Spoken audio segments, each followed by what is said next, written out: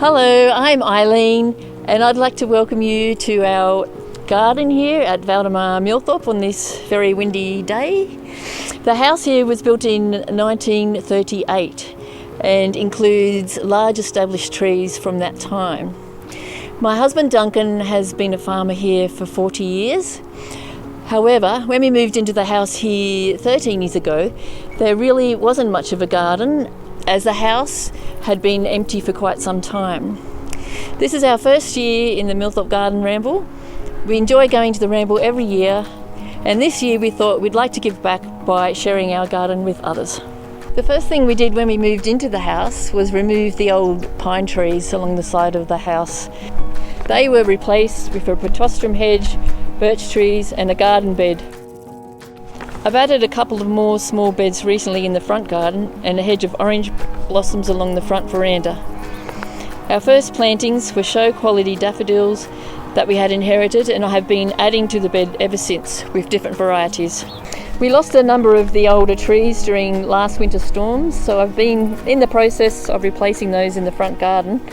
The Manchurian pear has been replaced with a Japanese maple, and several blossom trees have been replaced also. We had a plan made up for the courtyard, which consists of a fountain, old style paving, a 50-metre rock containing wall, box hedges and brick edges. Last year we added a freestanding rock wall to the western end of the courtyard, tall enough to keep the farm stock out. We also have the original meat house, which we find very useful at times. This year Duncan planted canola out the front of our property, which has added a lot of interest from the general public. Many people have been stopping and taking photos. It has been 50 years since it was last planted here at Valdemar, as is not usually grown in our cold climate. We have been lucky to travel to Japan a couple of times, so this has led me to create a Japanese-inspired garden. The large volcanic rocks were already here naturally, so I have been working around them, adding various plants, maples and a stone path representing water flow. It's still very new and a work in progress with more planting to be done.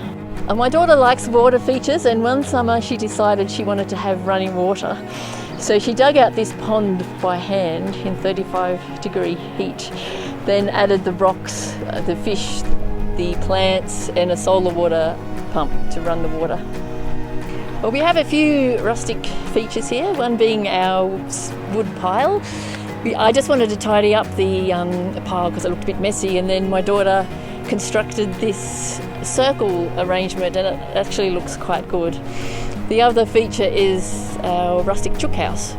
My husband built the chook house from the recycled tin from our roof for our chooks. It was only finished last week.